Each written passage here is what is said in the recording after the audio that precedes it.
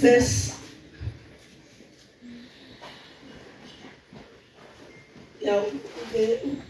verse 14 says. Sizafunda incwadi kwabaseGalatia chapter 5 verse 14. Isihloko.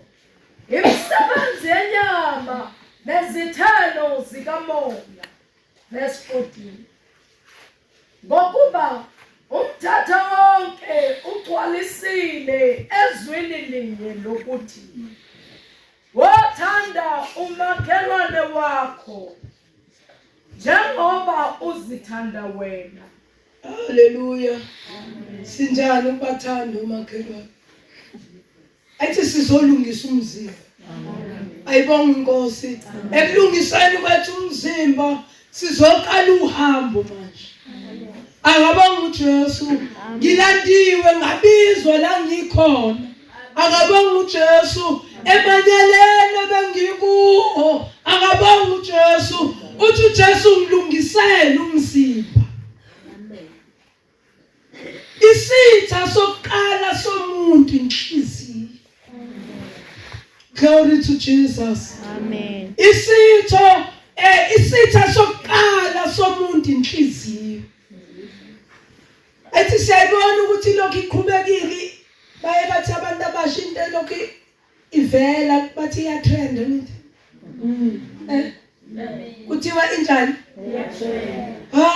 Esibayeni ku trend indaba yenhliziyo. Hallelujah. Hallelujah. Uma bebuza ekhaya mawufika ukuthi yini ibithini timu yale mvuselele efikile ubatshele utrend indaba yenhliziyo embi egcwele ukonakala. Akabonga uJesu. Sinjani ubathanda umakhelwane? Izolo uyaliwe kwathiwa angibuyele kumakhelwane wami lengamfuni ngiyobuyisana na. Athi kuthiwa silungisa umzimba. Sisohambeni manje. Ayibonga Inkosi. Amen. Akabonga uJesu. Qhubeka sisi. Verse 15. Kepha uma nilumana nidlana qaphelani ukuba ningaqedani. Amen. Verse 20. Verse 19.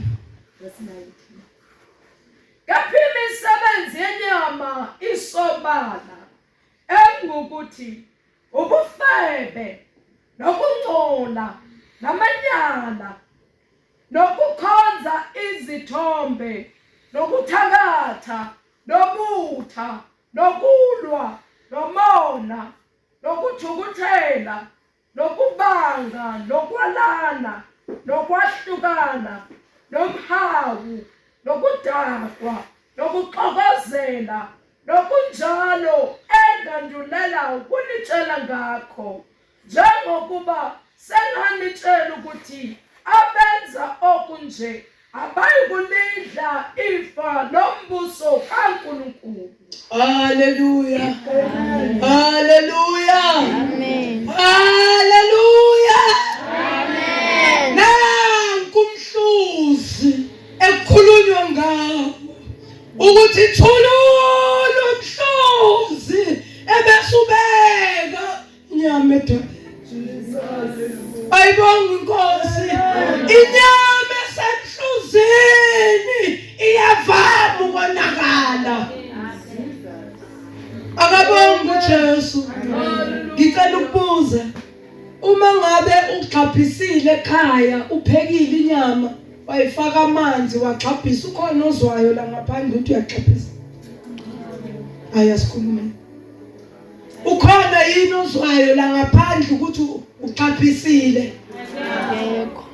Kodwa mangabe wenza ibray. Glory to Jesus. My God. Kuzwakala ngani? Ngomusi. Akabonga uJesu.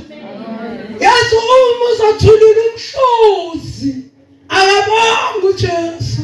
Njengoba siyalwa ukuthi noma sesiwulungisile umzimba kufanele umhluzi siwuthulule.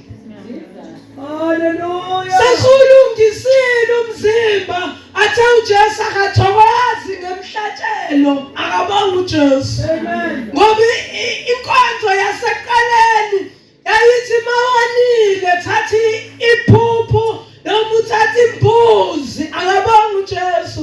Kodwa kuhambe kwahamba kwaba isinengiso ngenxa yokuthi abantu besebona ngenhloso bazi ukuthi bazothatha imbuzi noma bathatha izinyane lesikaphu bahambe bayoshweleza. uJesu wathi ngizokwehla. Hallelujah. Hallelujah. Ubudlelwane phakathi komuntu nezulu banqamuke ide.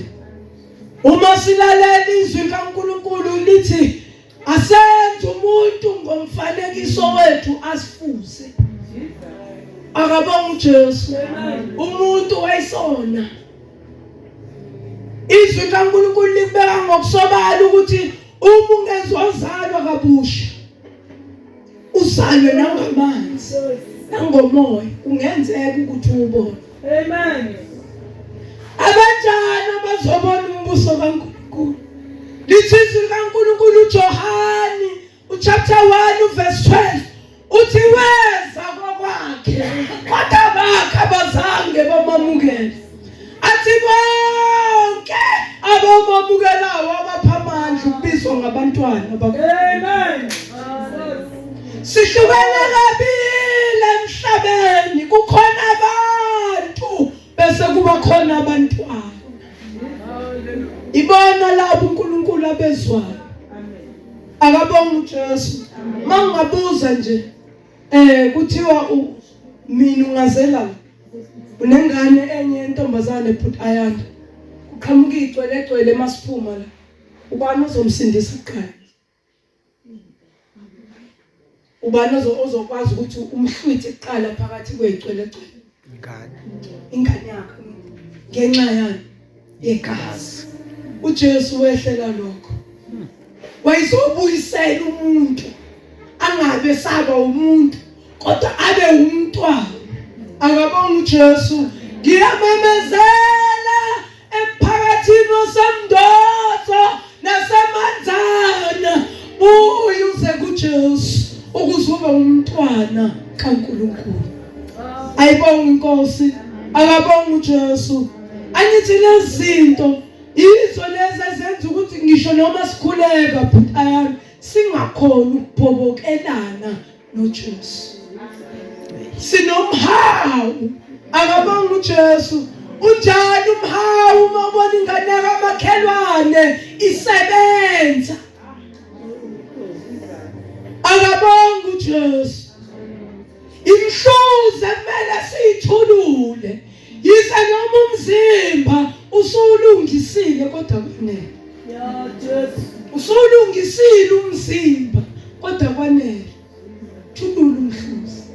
Lento yenza ukuthi uhambe usindisiwe. Angithi sivumelene ukuthi makubraywa into elanda umuntu ngaphandle yini? Umusi.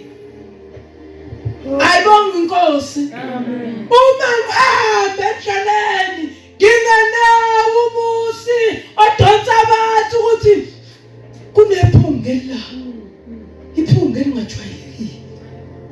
Akabonga uJesu. Izwi kaNkulunkulu lithi thulula umhluzi. Yebo usulungisile umzimba. Akabonga uJesu. Umlungisele umzimba. Fair enough. Waqonda lento ethi leli dwala alifani nedwala lethu. Amen. Ayibonga inkosi. Namhlanje siyayaleza ukuthi usulungisile. Ubeka kuleli dwala ekuthiwa alifani Jesus. nedwala lethu. Akabonga uJesu. Akabonga uJesu. Akabonga uJesu. Thatha umzimba osulungisile. Angithi ukulungisa ukuphenduka. Uvuma ukuthi Jesu umoya wofudu. Ngisho ngikhuzwa angizwa ngifane ngizwe ngaphakathi. Ufudu alifika lula. Yakuxoxela mawunaloyo moya nje okuzigubezela, okuziprotect, awuphumi kalula, uzophuma ngoJesu. Amen. Angithi usuzwile ukuthi lezilwane umoya